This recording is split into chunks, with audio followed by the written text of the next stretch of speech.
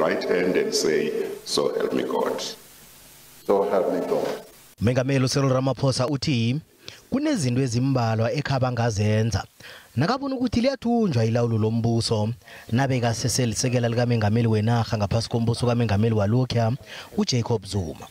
Uthi wakwayicabanga indaba yokuthokoza isikhundla kodwa wabona ukuthi angeze kusize ngalitho. Kunalokho kuzase kube indaba exoxwako kodwa nangabi nomehluko wenzekako begodini nokuthi akhulume ngayo mhlawumnye nje wayengabe aqothwe esikhundleni sakhe. This action of resignation would have significantly impaired my ability to contribute to bring about what I would call an end to state capture. It would have caught the big headlines, newspapers, and that would have been the end of it. Ramaphosa uthi bekangakhamsani nokukhethwa kwaka-Des njengongqongqoshe wemali ngo-2015. Wabe wafunga ekomitini ephetheko ye-ANC bona uzosilisa isikhundla sakhe nabangaragela phambili. There was a flurry of consultations that involved some of the ANC officials expressing disquiet about the appointment of Mr. Des van Rooyen, the then ANC Secretary General Gwede Mantashe, Ms. Duarte and myself urged the President to appoint another person as the Finance Minister. Uthi izinto zathoma ukuba zimbi ukuya phambili. Kwathi ngemva kwalapho kwaqothwa ungqongqoshe walokya wemali uPravin Gordhan nesekela lakhe umcebisi Jonas.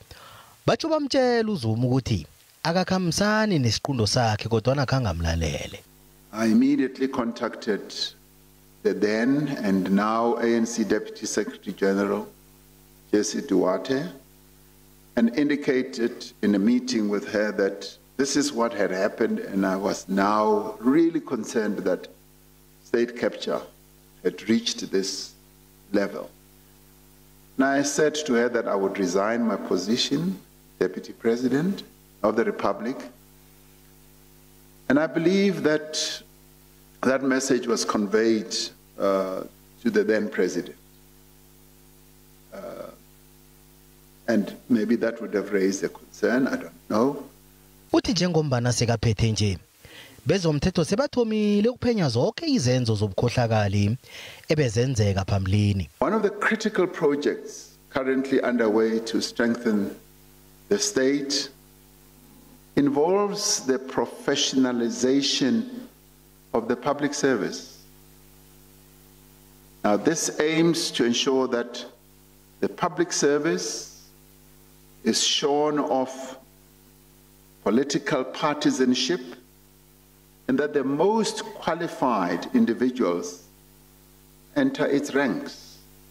Ramaphosa usivikele isiqundo sakhe sokujamiselela amanye amalunga webhodi ye-Eskom nezinye inkhulu ngo-2018 hlangana nazo kubalwa umphathi walokya we-Eskom uMatsila Koko kunye noBrian Mulife. uKoko noMulife bathena bavele ekomtjhinini kaZondo bathi batsho uRamaphosa nakasesenezabelo e-Optimum Coal Holdings walinga ukucabhela imvumelwaneni bezikhona zokuletha amalahle ne-Eskom. Ramaphosa uthi nguye waphakamisa ukuthi kube ngoBrian Mulife ojamiselela uThediso Matuna kwa-Eskom ngo-2015.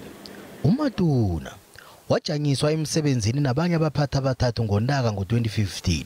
uRamaphosa uthi kabakholwa ukuthi uthole umphathi wazi kumsebenzi yokukhona ukuthi kuphumeleliswe ihlelo lokujugulula ujamo bekampani le. Uthi warare kakhulu nakezwa izwa ngobatsho zokuthi uMlife uyathindeka ebukhohlakaleni ebenziwa umndeni wakwaGupta.